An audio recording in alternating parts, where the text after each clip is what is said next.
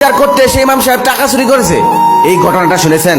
এক গ্রামে একটি মসজিদ ছিল, সেই মসজিদে একজন যোগ্য ইমাম নিয়োগ করা হলো। সামনে রোজা, তখন গ্রামবাসী সবাই বসে সিদ্ধান্ত নিল যে ইমাম সাহেব রোজার মাসে এক একদিন এক এক বাসায় ইফতার করবে। তারপর ইমাম সাহেব এক একদিন এক এক বাসায় ইফতার করলো।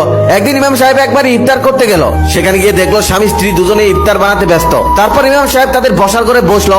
কিছুক্ষণ পর তারা ইফতার রেডি করে নিয়ে আসলো। আজান হলো, ইমাম সাহেব ইফতার করলো। ইফতার শেষ করে বিদায় নিয়ে ইমাম সাহেব সেখান থেকে চলে আসলো। ইমাম সাহেব চলে আসার পরে বাড়ির মালিকের স্ত্রী খেয়াল করলো যে ইমাম সাহেব যেখানে বসেছিল তার পাশেই তিনি কিছু টাকা রেখেছিল, কিন্তু টাকাগুলো দেখতে পারছে না। এর মধ্যে আর বাড়িতে ইমাম সাহেবকে ছাড়া কেউ আসেওনি। তখন তারা দুজনেই ভেবে নিল যে ইমাম সাহেবই টাকাটা চুরি করছে, কিন্তু লজ্জায় কাউকেই বলতে পারলো না। সে ঘটনার পর থেকে ইমাম সাহেবকে তারা আর সম্মান করতো না, সালাম দিত না। লোকটা যদি মসজিদে নামাজ পড়তে যেত, তারপরে এক পাশ থেকে নামাজ পড়ে চলে আসতো, ইমাম সাহেবের সাথে কখনোই কথাই বলতো না। এভাবেই চলে গেল আরো এক বছর। আবার রমজান এলো। রমজান এলে আবারও নির্ধারণ করা হলো যে ইমাম সাহেব এক একদিন এক এক বাসায় ইফতার করবে। ইমাম সাহেব এক একদিন এক এক বাসায় ইফতার করতে লাগলো।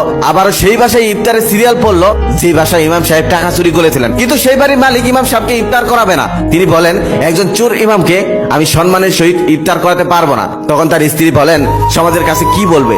যাই হোক, ইমাম সাহেবের হয়তো টাকার খুব প্রয়োজন ছিল, তাই নিয়েছিল, তুমি বিষয়টা ভুলে যাও। তখন তার স্ত্রীর কথা শুনে তিনি রাজি হন, ইমাম সাহেবকে ইফতারের দাওয়াত করেন। ইমাম সাহেব বাড়িতে আসেন, কিন্তু ইমাম সাহেব আসার পর বুঝতে পারছিল যে কোনো একটা সমস্যা হয়েছে, তাদের মন মরা। তখন ইমাম সাহেব জিজ্ঞেস করলো, আপনাদের কি কোনো সমস্যা হয়েছে?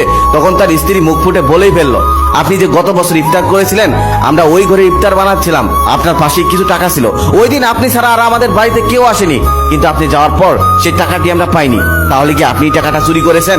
এই কথা শুনে ইমাম সাহেবের চোখে পানি চলে আসলো। আর ইমাম সাহেব বলল, আপনাদের টাকা হারিয়েছে, আপনারা এতদিন কেন আমাকে বলেননি? তখন তার স্ত্রী বলেন, এই লজ্জার কথা কি কাউকে বলা যায়? ইমাম সাহেব টাকা চুরি করেছে, এটা কি কারো কাছে বলা যায়? তখন লোকটা বলল, আপনি কি সত্যি সেই টাকা নিয়েছিলেন? ইমাম সাহেব বলে, হ্যাঁ, আমি সেই টাকা নিয়েছিলাম। এই কথা শুনে তারা দুজনে অবাক হয়ে গেল। তারা বিশ্বাসই করতে পারছে না ইমাম সাহেব টাকা চুরি করেছে।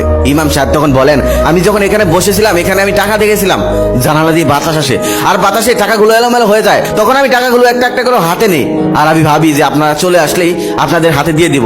কিন্তু সামনে কোরআন দেখতে পাই, তখন আমি সেই কোরআনের ভিতরে রেখে দেই। ভেবেছিলাম যাওয়ার সময় বলে দিব, কিন্তু আর আমার খেয়াল ছিল না, তাই আর বলা হয়নি। তবে আমি কেন কান্না করছি জানেন? আমাকে চোর বলা হয়েছে, এই জন্য আমি কান্না করছি না।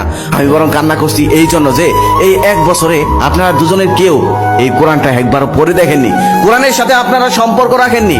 যদি কোরআনের সাথে সম্পর্ক রাখতেন, তাহলে অনেক আগেই টাকাগুলো পেয়ে যেতেন। গল্পটা পড়ার পর আমার চোখে পানি এসে যায়, তাই সবার কাছে শেয়ার করলাম। ভালো লাগে একটি লাইক, একটি কমেন্ট, শেয়ার করবেন।